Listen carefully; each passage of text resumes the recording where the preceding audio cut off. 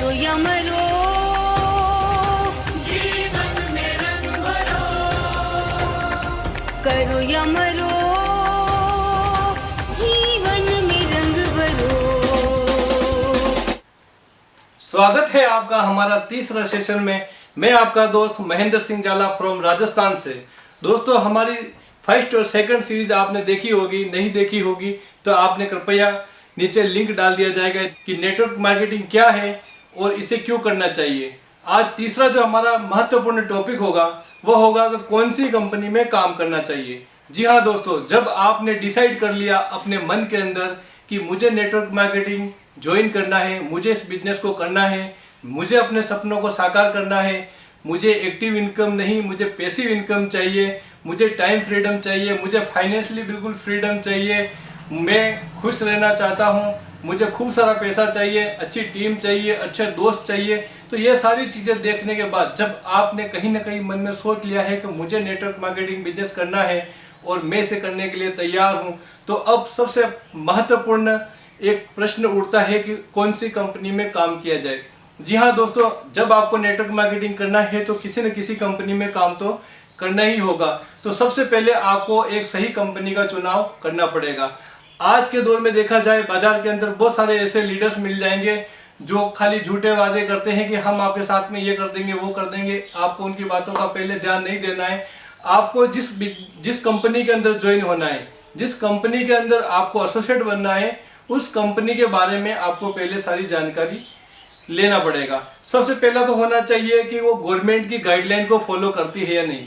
जी हाँ दोस्तों, अभी भारत में कुछ समय पहले हजारों कंपनियां ऐसी थी जो अनलीगल थी, जो फ्रॉड थी, लोगों से पैसा लेती और भाग जाती, और इसी कारणवश लोगों का नेटवर्क मार्केटिंग बिजनेस के ऊपर से विश्वास कहीं ना कहीं मतलब उनका डगमगा रहा था कि ये बिजनेस खराब है, गलत है, या जुड़ने जुड़ाने वाला धंधा है, या पैसा नहीं आता है। तो ऐसी कुछ सारी चीजें थी लोगों के मन के अंदर। वहां पर लोगों ने सोचा कि ये जोड़ने और जुड़ाने वाला धंधा है और इसे नहीं करना चाहिए। लेकिन सच दोस्तों ऐसा नहीं है, क्योंकि वो लोग ऐसे होते हैं जो कुछ गलत कंपनियों में फंस जाते हैं और फिर वहां पर उनके साथ में फ्रॉड होता है और वो ठगे से महसूस करने लग जाते हैं। तो अगर आप नेटवर्क मार्केटिंग को ज्वाइन करना चाहते हो, अगर इस बिजनेस को आप अपनाना चाहते हो, तो सबसे पहले तो आपको देखना होगा कि क्या वह कंपनी गवर्नमेंट की गाइडलाइन को फॉलो करती है या नहीं, गवर्नमेंट ने उसको लीगल मान्यता दी हुई या नहीं है, कंपनी का फ्यूचर प्लान क्या है।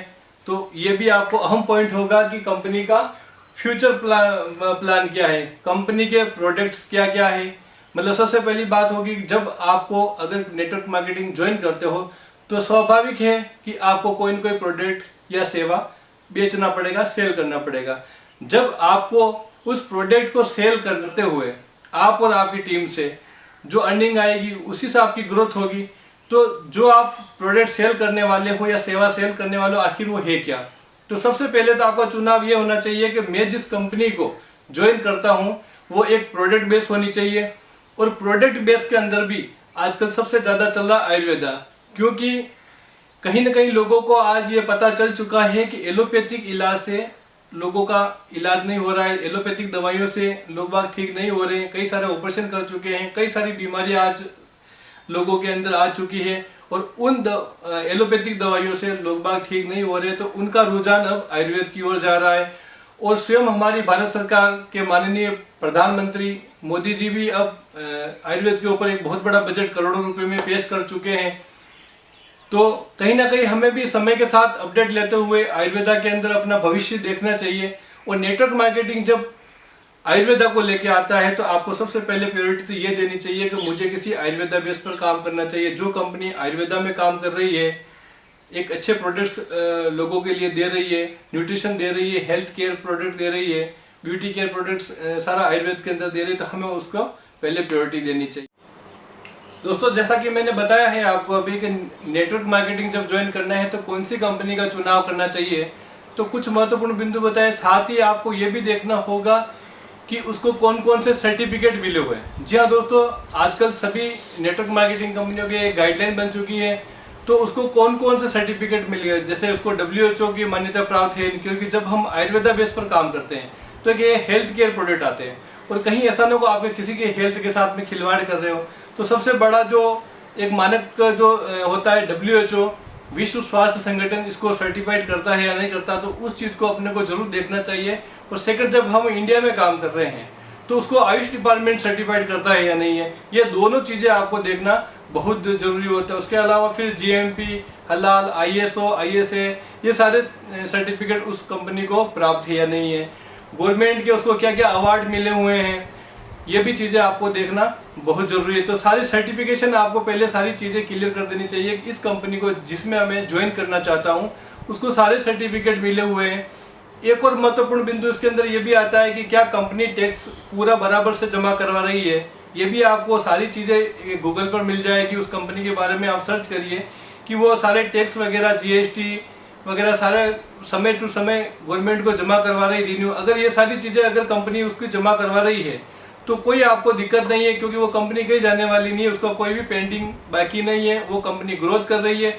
अच्छा, एक चीज़ इसके अंदर और भी देखना चाहिए कि कंपनी का टर्नओवर क्या है और कंपनी कितनी पुरानी है।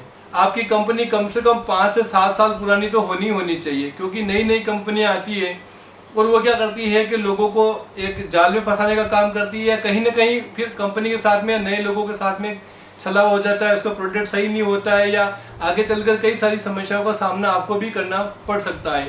तो आपको ये चाहिए कि आप जो कंपनी को ज्वाइन करना चाहते हो वो कम से कम 7-8 साल पुरानी जरूर होनी चाहिए। और दोस्तों, मैं जिस कंपनी को ज्वाइन कर रखा है वो 15 साल पुरानी है, तो मुझे कहीं इसमें दिक्कत नहीं है।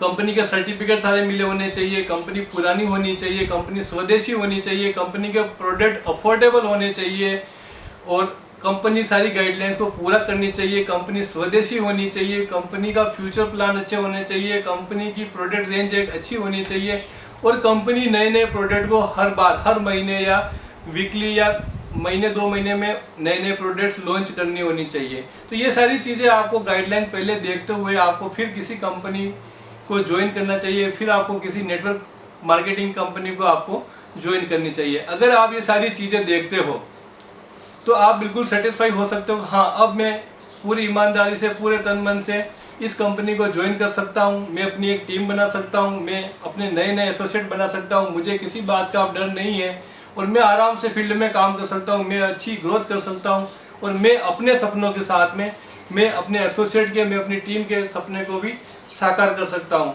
तो दोस्तों, ये सारी चीज़ें बातें आपको ध्यान रखना होगा कि कौन सी कंपनी के अंदर आपको काम करना चाहिए। तो आई होप आपके सारे डाउट्स आज क्लियर हो गए होंगे कि आपको किस तरह की कंपनी में काम करने चाहिए। और अगर आपको किसी प्रकार का कोई भी डाउट है तो आप कमेंट बॉक्स में मुझे ज़रूर लिखिए, मैं आपको ज़रूर रिप्लाई दूंगा। और अगर आप हमें फॉलो करना चाहते हो, अगर आप हमसे जुड़ना चाहते हो तो आप हमें ज़रूर, आप बेशक आप हमें कॉल कर सकते हो या अपना कमेंट में आप लिख सकते हो, हम आपका पूरा साथ देंगे, हमारी टीम पूरा आपका साथ देगी। दोस्तों, अगर आपको हमारी ये सीरीज़ अच्छी लग रही हो तो आप सबसे पहले चैनल को सब्सक्राइब करना ना भूलें, क्योंकि अगर आप चैनल को सब्सक्राइब कर देंगे तो हमारा हर आने वाला वीडियो आप तक जल्दी पहुंच जाएगा। और साथ में बेल आइकन का बटन जरूर प्रेस करें ताकि आपको हर एक नोटिफिकेशन आपके पास आएगा। और अगर आप इसी तरह सारे वीडियो सीरीज देखना चाहते हो तो चैनल को सब्सक्राइब करें, लाइक करें और खूब प्यार दें। मैं आपका दोस्त महेंद्र सिंह जाला फ्रॉम राजस्थान से। जय हिंद, जय भारत। कर्म करो, कर्म करो, मेहनत से ना डरो।